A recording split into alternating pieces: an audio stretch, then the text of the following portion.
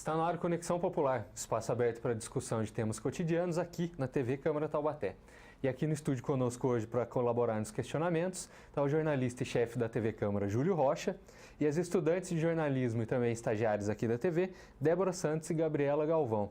E o tema desse programa é história, especificamente a história da Primeira e Segunda Guerras Mundiais.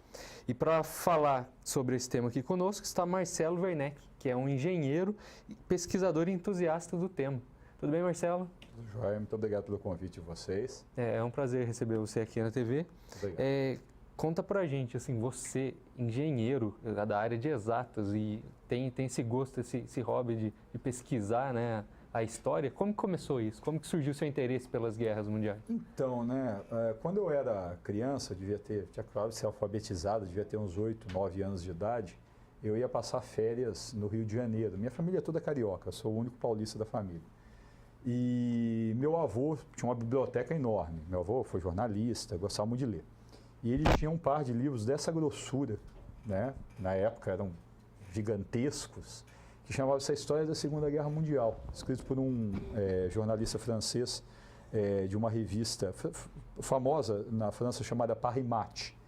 E esse sujeito ele escreveu esses dois livros contando toda a história da Segunda Guerra Mundial em todos os frontes, tanto na guerra na Ásia quanto a guerra na Europa e assim por diante. E esse livro caiu na minha mão.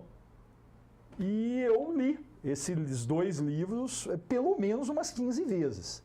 Todas as férias que eu ia para lá, eu lia os dois livros inteiros.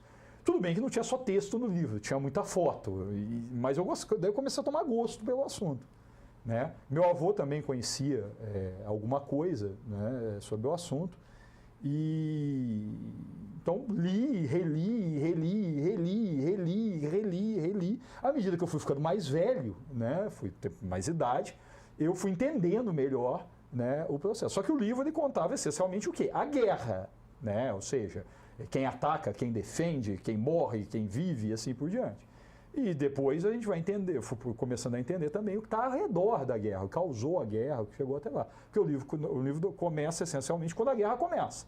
Né? E aí eu fui entendendo ao longo do tempo o que tem ao redor. E aí fui me interessando por outras coisas relacionadas à liderança também. Porque, assim, o engenheiro gosta disso. Né? A engenharia é um cargo que as atividades de engenharia estão muito ligadas à liderança. Né? E se você olhar a liderança militar, é uma liderança que funciona muito bem. E ela funciona muito bem no Exército, na Marinha, na Aeronáutica, mas de uma forma ou de outra, em qualquer situação em que há hierarquia, né, a liderança militar ela funciona muito bem. Né? Você inspirar as pessoas a atingirem metas, atingirem objetivos, você precisa de liderança para fazer isso. Não é porque você fala que a pessoa faz. Né? Você fala e a pessoa precisa querer fazer. O ideal é que a pessoa queira fazer. A pessoa não seja obrigada a fazer. Né? Então, tem uma ligação muito forte. E se você parar para pensar, praticamente tudo que existe em engenharia foi desenvolvido para a guerra. Né? Primeiro desenvolvemos para a guerra, depois a gente faz forno de micro-ondas, videocassete não tem mais, DVD e vai por aí afora. Então tem muita relação uma coisa com a outra. Claro que na época eu não sabia disso. Né? Mas sim, aí eu gosto realmente, é um assunto que eu gosto da história. Quando eu era criança eu gostava do morticínio. A gente vai ficando mais velho, vai vendo que aquilo não tem nada de bonito, né? Mas fui gostando realmente das questões, das pessoas, de como as pessoas pensam, de como as decisões são tomadas. Isso é muito interessante de você perceber. Né? E graças a Deus tem muito livro, né, na área. Né? E principalmente do ponto de vista da liderança. A liderança é muito interessante na guerra. Né? Como os líderes levam a vitória e como eles levam a derrotas que são brutais. Você tira exemplos disso para o nosso dia a dia. Então fala sobre o contexto da Primeira Guerra e os líderes que ocasionaram a... Então, né, o contexto da Primeira Guerra, né, a Primeira Guerra ela é a continuação da Guerra Franco-Prussiana. Né? A Primeira Guerra, o que acontece? Você teve uma guerra do que viria a se tornar a Alemanha contra a França. Essa guerra ela foi utilizada para unificar a Alemanha, para pegar a Alemanha, que era uma série de estados separados, cada um deles tinha seu rei, tinha seu parlamento ou não, e assim por diante, e unificar todos eles naquilo que chamamos hoje de Alemanha. Essa guerra foi feita contra a França. Tá? E a França perdeu. Perdeu feio essa guerra. Perdeu, assim, de forma acachapante. Perdeu até território. Perdeu um território que fica no sul da Alemanha. Em que ano foi isso? Isso foi em 1870, 1871. Bom, quando essa guerra acabou, a França perdeu um pedaço de seu território, a Alemanha se unificou e a Alemanha começou a crescer. Começou a crescer economicamente, começou a crescer culturalmente, começou a crescer em termos de influência também. Né? Grande parte, muitos prêmios Nobel foram ganhos pela Alemanha durante esse período, final do século XIX, início do século XX. Se você olhar, grande parte dos filósofos que a gente escuta falar, eles são alemães. Né? É o Nietzsche, é o Schopenhauer, e vai por aí fora, são alemães. Tá? Muitas empresas que você vê, que existem até hoje, nasceram nesse período. Uma delas é a Krupp, por exemplo. A Krupp é um gigante industrial. Né? Então, de tudo quanto é lado, a Alemanha estava crescendo. E estava crescendo também em termos populacionais. Né? A Alemanha estava aumentando muito a sua população. E na Alemanha também tinha um estado de bem-estar social. Isso que a gente chama hoje em dia de estado de bem-estar social, que, teoricamente o Estado te dá direito à saúde, te dá direito à educação, vai por aí afora. Isso começou na Alemanha. Quem inventou isso foi um sujeito chamado Otto von Bismarck. Né, que foi direitos trabalhistas, claro que não como vemos hoje, mas no que era possível naquela época, aposentadoria, algum sistema de saúde e vai por aí afora. Então, a Alemanha disparando. A França, que do lado humilhada, né, humilhada e vendo aquele inimigo crescendo. Né? A França, nessa época, já era uma república. Então, tiveram a França muito instável também politicamente. Vivia tendo eleição, vivia caindo gabinete de primeiro-ministro e vai por aí afora. Muito instável. Né? A Alemanha não. A Alemanha virou uma monarquia. Né? Então, você tinha o Kaiser, que é o nome do rei da Alemanha, né? O imperador, nesse caso, era o Kaiser Guilherme I, depois Guilherme II. Né? Isso dava uma unidade à Alemanha. Né? Quem assumiu, vamos dizer assim, o estado mais importante dessa Alemanha unificada era a Prússia, que era um estado muito militarista, né? Então, assim, que o pessoal que realmente gostava de uma farda, gostava do exército, gostava de um desfile militar, então havia uma tradição militarista muito forte, e o estado bombando. Né? França humilhada. E a França começou a olhar para o mapa e começou a falar assim, puxa, na minha frente tem um pessoal que está crescendo. Olhou para o outro lado do Canal da Mancha, tinha a Inglaterra. Mas nessa época, a França e a Inglaterra não eram amigas como são hoje em dia.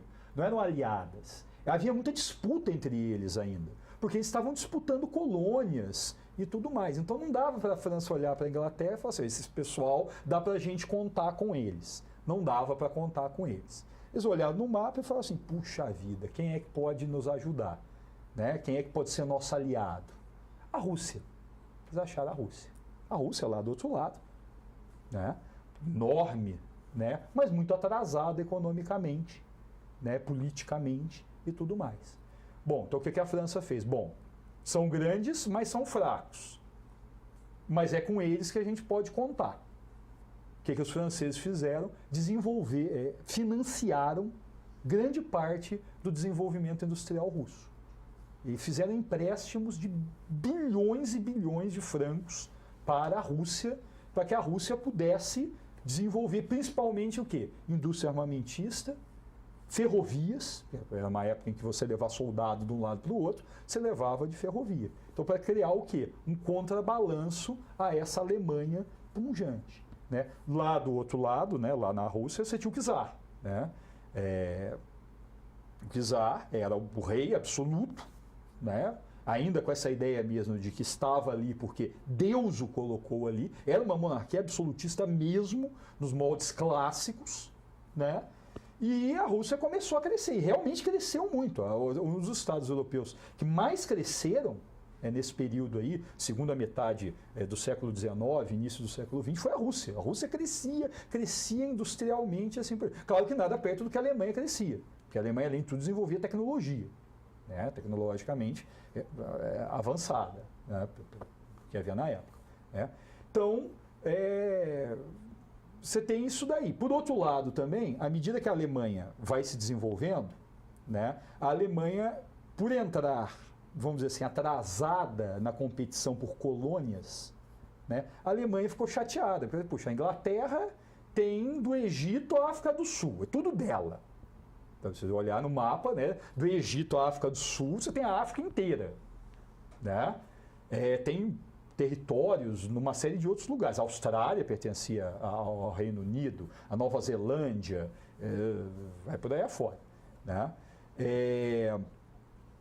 A França também, né? Grande parte da África, o norte da África, grande parte pertencia à França, vários países da África subsaariana, Costa do Marfim, vai por aí afora, eram todas possessões francesas. Né? E a Alemanha bombando, crescendo e vendo que o mundo já é dos outros.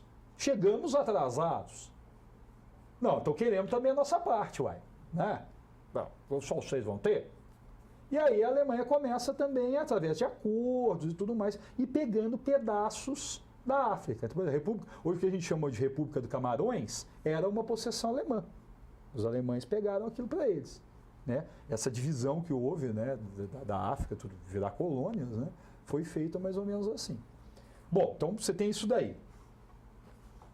França humilhada, vendo um inimigo grande. Esse inimigo grande querendo colônias e crescendo fortemente, com um viés militarista e um Kaiser, né, que era o rei, que falava muita bobagem. Né? Isso deve se dizer. Né? O Kaiser, né, o Guilherme II, ele falava muita bobagem. Né? Era um sujeito que tinha uma incontinência verbal muito grande. Falava coisa que não era para falar, coisas que não eram muito diplomáticas. Então você veja só que você vai querendo um caldo. Né? Eu quero o que é seu, porque eu acho que é meu. Por outro lado, eu tenho medo de você, porque você é muito grande, muito poderoso e tem muito mais alemão do que francês. Tenho tanto medo que, não podendo confiar na Inglaterra que está do meu lado, eu vou confiar na Rússia que está lá no fim do mundo, que eu não sei muito bem como é, mas, bem, se está perto da Alemanha, eu vou financiar vocês, para vocês me quebrarem um galho se tiver uma guerra aí, para a gente poder juntar forças. Né? Por outro lado, o Kaiser, né, da Alemanha, vendo isso bombando, queria ser importante, né? Queria ter a importância que ele achava que a Alemanha tinha. Né? E ele decide que vai construir uma marinha, né? Uma marinha enorme. E quem tinha a maior marinha do mundo era a Inglaterra, era o Reino Unido. Né? Essa marinha era gigantesca, mas por motivos óbvios. Né? Número um, o Reino Unido tinha um império colonial.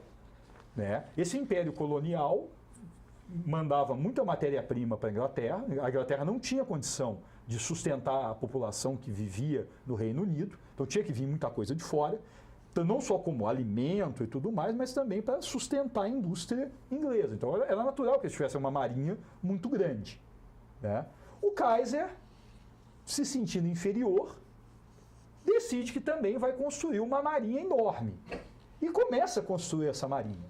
E começa a sair um encouraçado depois do outro dos estaleiros alemães. E os ingleses começam a olhar para o lado e falam assim, mas por que esses caras estão fazendo isso? Por que eles estão construindo esse monte de navio? Esses caras vão querer brigar com a gente. Esses caras vão querer tomar o que é nosso. Não tem motivo. A Alemanha não tem nem saída para o Atlântico. Por que... Né? Então, a Inglaterra começou a ficar com medo também dessa expansão alemã, principalmente por causa da construção da marinha. A Alemanha praticamente não tinha marinha.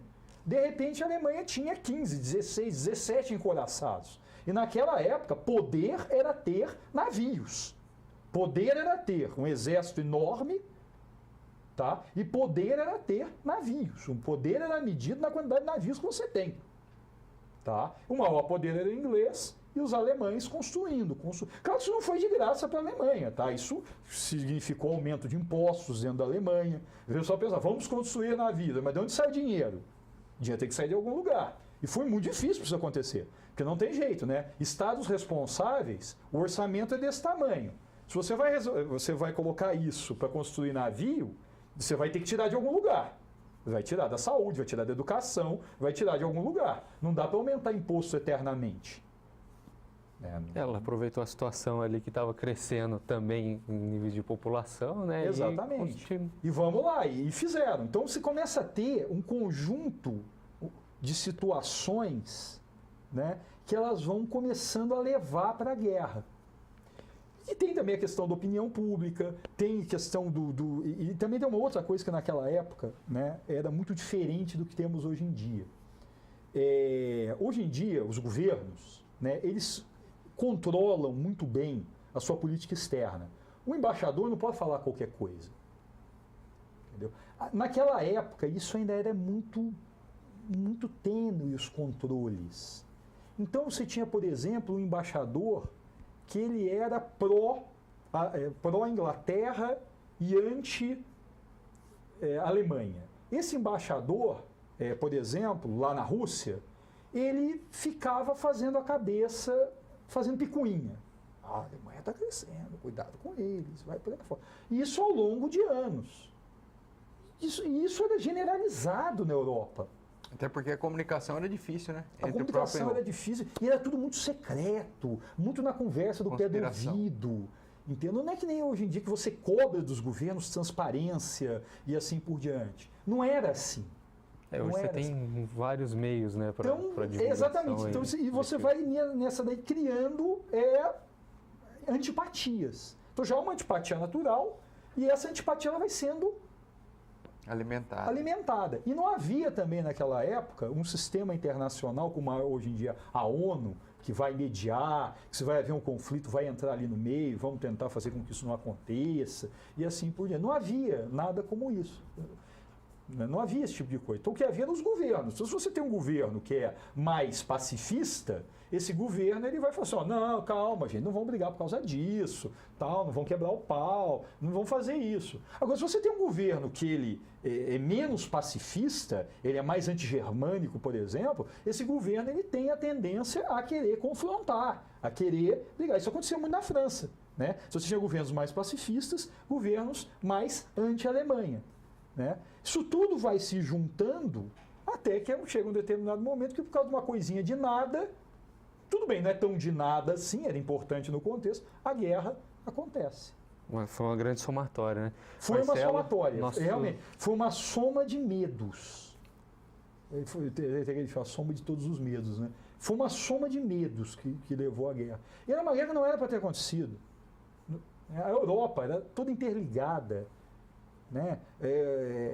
A Europa estava crescendo como um todo. Não era só a Alemanha que estava crescendo, a Europa estava crescendo. Né? A Europa, o sistema bancário europeu era todo interligado, os países faziam muita troca de mercadoria entre si. A Europa estava indo bem. A Europa estava indo bem. Não era para ter. Tinha, sem dúvida, questões de falta de direito trabalhista e tudo mais, mas isso estava a caminho de ser resolvido pelas vias democráticas e assim por diante. A guerra, no final, ela foi um enorme erro. Foi ruim para todo mundo. Ninguém ganhou nada com a guerra. Marcelo, nosso tempo voou nesse primeiro bloco. A gente vai fazer um rápido intervalo e daqui a pouco a gente volta para falar mais um pouco sobre a história das guerras mundiais. Continue aí.